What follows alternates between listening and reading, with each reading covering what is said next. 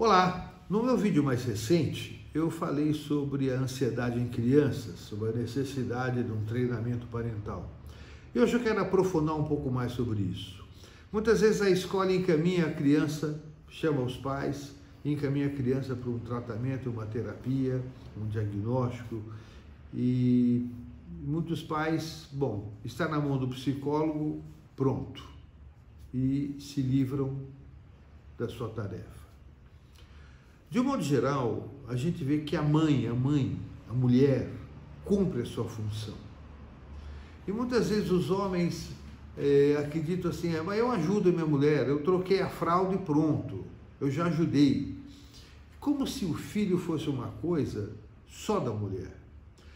Isso tem sido uma verdade ao longo do tempo, na prática, né?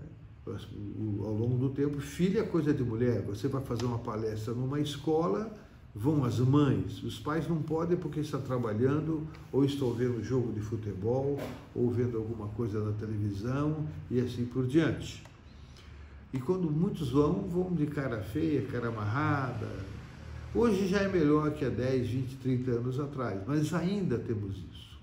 Então é importante entender que a ansiedade da criança, pode existir algum caso que a criança tenha realmente um transtorno, seja um quadro dela, ela é uma hiperativa, tem lá um diagnóstico, pode até ser, existe isso, mas a grande maioria das vezes a criança tem ansiedade porque ela tem uma insegurança em relação ao seu quadro de referência, como eu falei na vez passada. E aqui entra a importância de trazermos o pai, a figura masculina, o homem, para cumprir a sua parte nessa relação.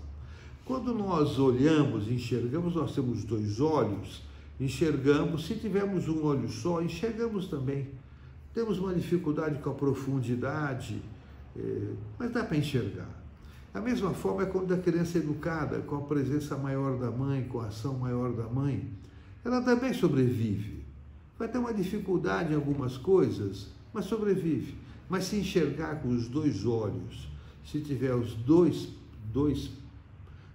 pessoas cumprindo a sua função, a função materna e a função paterna, seguramente essa criança vai crescer com mais segurança, com mais coragem, com mais ousadia, com menos chance de ansiedade, depressão e outros transtornos.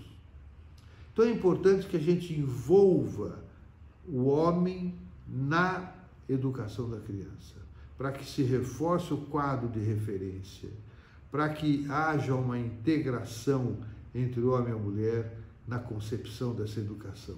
Eles não precisam pensar igual, eles não precisam se fechar de uma forma única no pensamento. Podem até discordar, podem conversar sobre isso, trocar ideias, mas é importante que haja escuta, que eles se escutem e percebam a criança. Uma das coisas que mais acalma uma criança é ela sentir que ela é percebida, é sentir que pai e mãe pensam sobre o que ela expressa. Não precisa concordar. Teve uma fase da educação que você tinha que dizer não para tudo.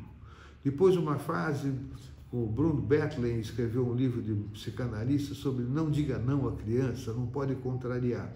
E hoje nós sabemos que precisamos ouvir, perceber. Quando se ouve, se percebe, pode-se até contrariar. A criança pode aprender a esperar para conquistar o que ela quer. A criança pode aprender a lidar com a frustração, que ela é inerente à nossa vida. Ela vai aprender a adiar objetivos, adiar ações para conquistar algo melhor mais para frente. Tudo isso depende de um bom quadro de referência, que é dado por pessoas que cumprem a sua função materna e a sua função paterna. Eu não tenho dúvidas que um dos grandes movimentos, das grandes descobertas da ciência, que mais vai mudar o mundo, mais está mudando o mundo, é a relação pais-filhos, é o treinamento parental. Isso é uma novidade, digamos assim, em termos de massa.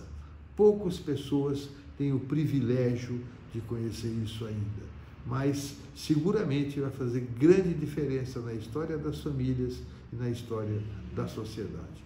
Pense sobre isso. Se te é útil, curta. Se gostou, curta. Compartilhe, envie para aquele teu amigo, aquela tua amiga que está ansiosa com os filhos, que está sofrendo, que está sobrecarregada. Isso poderá ajudá-los. Até a próxima.